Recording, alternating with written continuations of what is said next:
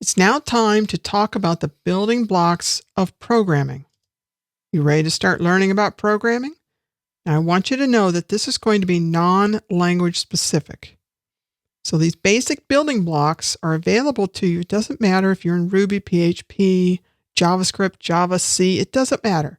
These are the basic building blocks. So therefore, being able to present it in that format helps you to be able to separate language from the actual task of computing. So before we get started, let's do a recap. In CS 100, what did you learn? You learned that circuitry, the computer circuitry, represents all the numbers in patterns, didn't it? Right, there was different types of patterns of just ones and zeros. Those ones and zeros got combined into what's known as binary. So everything that you write, all the code that you're developing, doesn't matter what language you're in, all of that code is actually just a representation of the ones and zeros that your computer is working in. That's it. We're just doing it in a higher level language, so we don't have to work in the ones and zeros. But ultimately, that's what we're doing. The computer stores one single bit. Yep, a 1 or a 0 in its circuitry. And then you combine all those little circuits together, all those transistors. You combine all those together, and then you get this amazing amount of memory that gets stored in our computers. The computer knows how to add binary numbers together. And that being able to process in the ALU and be able to run instructions, simplistic little instructions, load this, store that, add these two numbers together, that ability is what gives the power and the efficiency to the computer. In this course, you learned how to visualize solutions, right? To be able to walk through step by step, come up with visual mapping, be able to see how to break down that solution. You also learned how to formulate those visuals into mock code, right? That was pseudocode. So we also were able to take it and put it into a flowchart format. So from that, we can start to get the basis of what our code looks like. In this lesson, what you're going to learn about are the fundamental building blocks of all programming languages. Syntax and semantics. Okay. What does that mean? Well, are you going to learn about that? Control functionality, which is going to include branching, iteration. What is branching? What is iteration?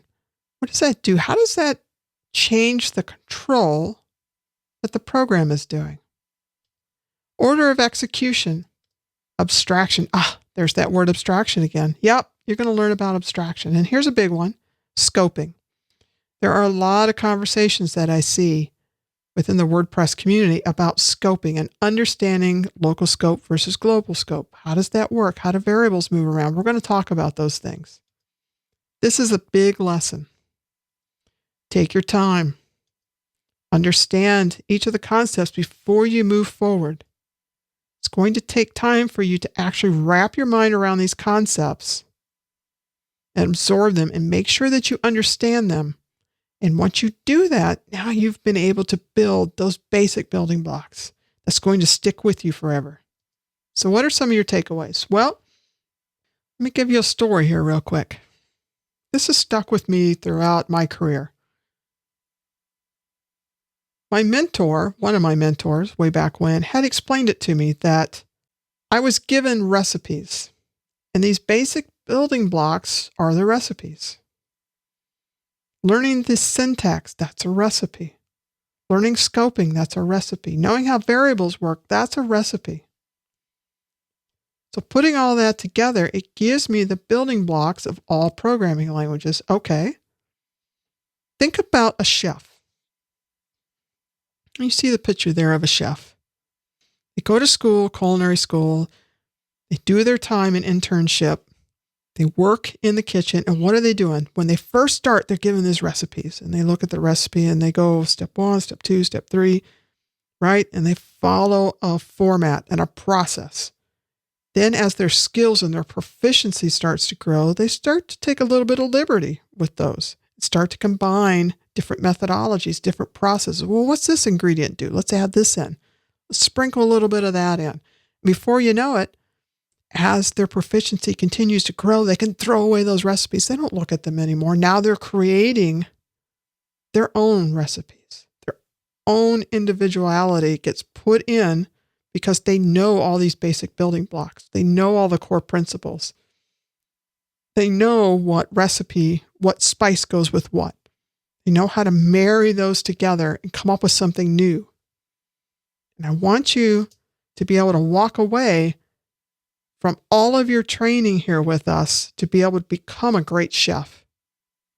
So you're starting now in the basic building block. You're in culinary school, if you will. You're learning the recipes. And in time, you'll be able to spread your wings, throw those recipes away because they're so ingrained into you. Now you're able to mix these up, pull different methodologies together, and move the software world forward off into the future. I hope that visualization sticks with you throughout the rest of your training and your career. You'll hear me talk about it. I have a few more of those I'll throw in too, just to make it colorful for you. So sit back, make sure you got something to drink. Let's get started.